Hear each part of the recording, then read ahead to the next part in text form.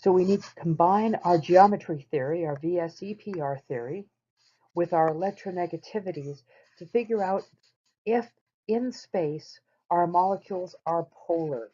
So we need to make sure we understand polar. When we say that a molecule is polar, first of all, it has to be a molecule, which means not an ion. So this only works for species that are neutral. Ions are ionic, and they're going to have whatever charge they have. So we're looking at neutral molecules. Polar means it has a dipole.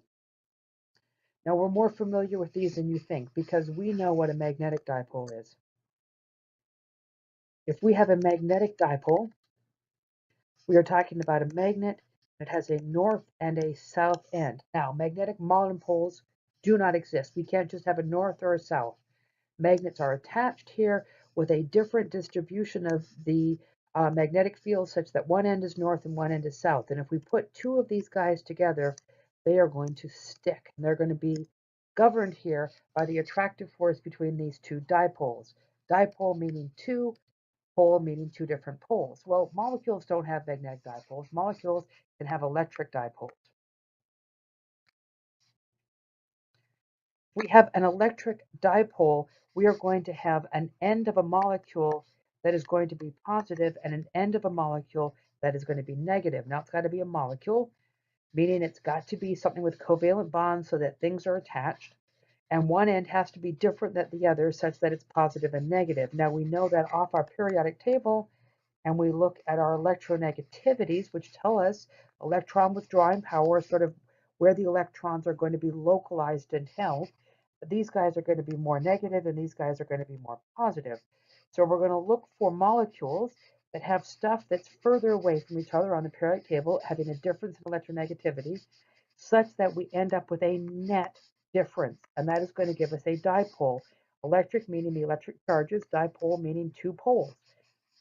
If we put two of these together, they're going to stick together the same way that magnets are, with the different ends going to come in and being attached to each other. Now we have two criterion for this. First of all, we have to have an uneven distribution of electronegativity. We have to have some part of the molecule which is more electropositive and some part that is more electronegative.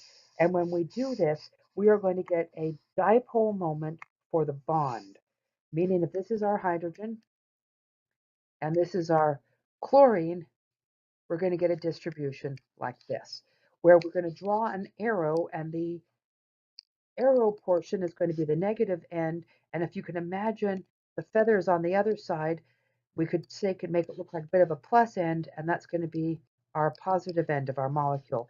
And we can draw an arrow between the positive and negative ends of an actual bond. Now, just because you've got an electronegative bond or a polar covalent bond, and by the way, polar covalent is the starting point, doesn't mean you've got a polar molecule. So let's make sure that we remember these. We know that our most electronegative element is fluorine, and our electronegativity decreases as we go down and across. We know that if the difference in electronegativity is near zero, we're going to say our bond is purely covalent, and we're not going to have a polar molecule. But if we've got an intermediate difference in electronegativity, we can have polar covalent bonds.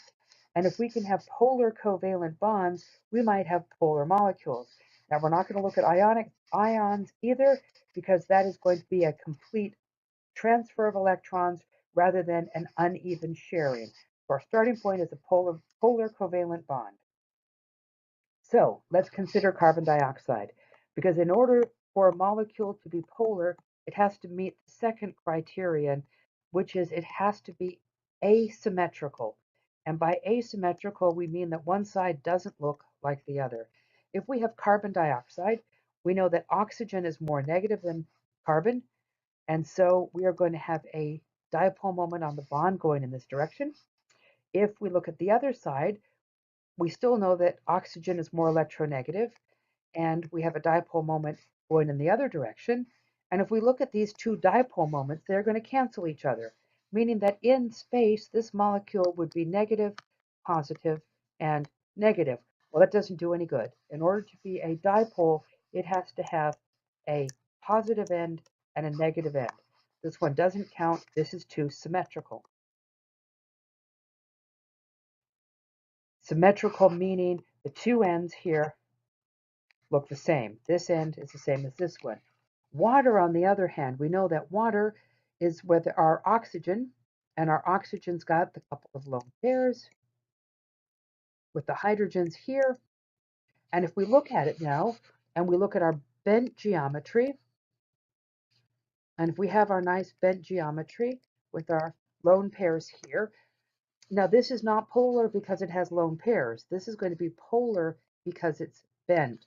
So what does that mean? Well, this end is positive, and this end is positive, and these bonds are going to go negative, or the dipole moments of these bonds are going to go negative as they go towards the oxygen.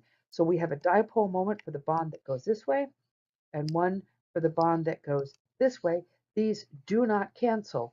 We have an overall negative end and a positive end on this molecule, and because we have a net positive and negative end, water, H2O, is polar. Polar means that the molecule itself has a net dipole. So the molecule has a dipole. So the first thing we have to have is bonds that are polar, and the next thing we have to have is that these polar bonds can't cancel. They have to add up to something. Now that only occurs when your molecule is asymmetrical, when one side of the molecule does not look like the other. If these two sides look different, there's a 99% chance that your molecule is going to be polar. So let's see if we can do some big picture stuff here. First of all, if you've got a lone pair like you have in these three right here, inherently one side of the molecule is not going to look like the other, and these guys are going to be always polar. So if you see a molecule and part of it is bent, or it's just a bent molecule, or a trigonal pyramidal, it is always going to be polar. If we look at this guy here, this is not symmetrical. This side doesn't look like this side, and this is always polar. This one is always polar.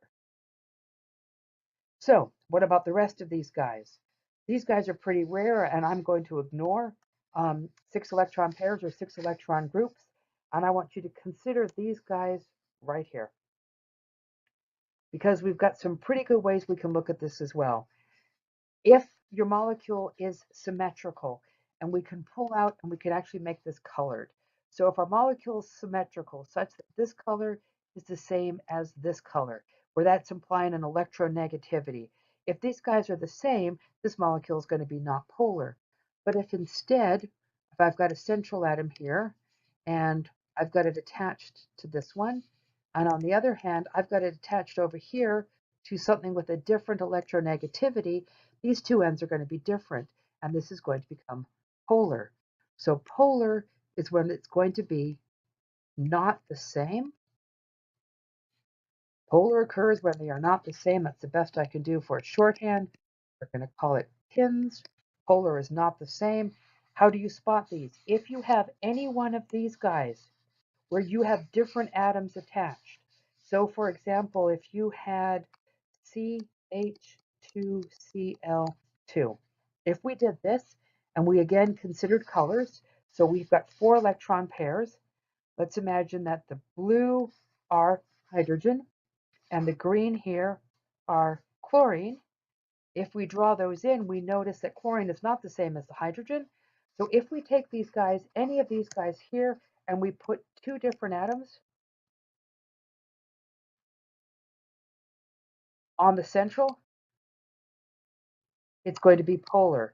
So we've got 2 conditions under which we can almost always have polarity. 1, 2 different atoms on the central, or 2, a lone pair. Now there are a few weird counter examples on these guys. This one here is going to be nonpolar, and this one here is frequently nonpolar. There's only 4 or 5 of those in nature, so we're going to kind of ignore them. So lone pairs, 99.9% chance of being polar. Different atoms on the central, again, 99.9% chance of being polar. So how about OCS? So we know that CO2 is going to be nonpolar. And again, we can do this by just pulling out our colors here. And if we make stuff different colors, so if this is oxygen, and this is oxygen. We notice that these two sides are the same, and because these are the same, this is going to be nonpolar. Meaning in space there's no positive or negative end. But if instead I go to OCS, where I put my oxygen here, double bond to my carbon, and now I'm going to double bond with sulfur. I've made the sulfur a bit bigger because it physically will be bigger, and I notice that this and this no longer look the same because these two atoms are not the same. And by the way, sulfur has a lower electronegativity. This end would actually end up being partial positive, and this end would be partial negative. And what we'd have is a molecule where if we had OCS, this would be the negative end and this would be the positive. And again, because this is only a little bit, we call this partial negative and partial positive, and our dipole moment is going to exist like that. Something like this on this molecule, where the oxygen is negative and the carbon sulfur will be positive. If we consider CH3Cl, now we've got 4 electron pairs on this, and our gut reaction is to take and draw it in kind of a flat manner, but then we have to go back to our picture of our geometries, and when we do this, we know that we have a tetrahedral molecule. Now, it doesn't matter where you put the hydrogens and the chlorine, you're going to have a bond angle of 109.5. We put our chlorine here, and again, I'm going to put it in a different color because it's a different element. If I look at my electronegativities, my chlorine is more electronegative than my hydrogens and my carbon are, and I'm going to get a net pole looking down. This side of the molecule is not the same as this, and this molecule is polar. Why? Because I have 2 different atoms, hydrogen and chlorine, attached to the carbon. So if we look at this one, which is H2S, and this one, which is NH3, if we look at our sulfur here, and we look at our lone pairs, we see that sulfur has 2 lone pairs and 2 bonds. Because we have lone pairs here, automatically we know it's polar. If we go back to our shape, we're going to realize that sulfur here with its lone pairs is bent. And when we look at the electronegativities, we realize that the sulfur is more electronegative than the hydrogen, and we're going to have a net partial negative and partial positive. If we do ammonia, we're going to see the lone pair on the nitrogen. Because there's a lone pair here, and this is a trigonal pyramidal shape, we know automatically that this is polar. Trigonal pyramids and bent molecules are always polar. And if we look at our electronegativities, nitrogen is more electronegative than hydrogen, so this is partial negative, and this bottom part of the molecule is going to be partial positive. Well, what does this do? Well, if we take and we put an electric field, and we just have randomly distributed molecules without one end with an electric field such that we've got a negative on one side and the positive on the other, our dipole will actually take and it will stick such that the partial end of it will stick to the negative portion of our electric field, and our partial negative end of this will stick to our positive end of our electric field. It will align with the dipoles in the field direction. So if we do a few more examples and we consider SF6, if we look at SF6, we have octahedral. Octahedral is extremely symmetrical. If all of these are fluorines and all of these are the same, it is going to be nonpolar. In order to be polar, it has to be asymmetrical. If I do SF4 and I draw this out, we know that SF4 has 4 fluorines. Over here, it has a lone pair. If we look at this, we realize that this side of the molecule does not look like this side. Therefore, this molecule has to be polar. The 2 sides are different. The ones with the elements closest to fluorine, obviously in this case that is the fluorine, is going to be the partial negative. The ones that are furthest away, which in this case will just be this lone pair, is going to be partial positive. So if we look at these, If these guys are all the same, for example, the elements on both sides are the same, it is nonpolar. If you take any one of these and you put a different element on here, it is going to become polar. If you've got the nice lone pairs like these guys are always polar. So start out with a good Lewis structure. Make sure you know how many electron pairs you have and you know your geometry. And if you do that, you can predict whether or not your molecule is polar, whether or not it has a partial negative and a partial positive end to it. Water, again, nice lone pairs, therefore it's polar as compared to carbon dioxide. Carbon dioxide, we know it's nonpolar. Why? Because we have both sides are exactly the same, and this one does not have a negative and a positive end. It would have actually two negative ends, which doesn't work. It's not polarity. Polarity is a positive and a negative. And water is polar, carbon dioxide is nonpolar.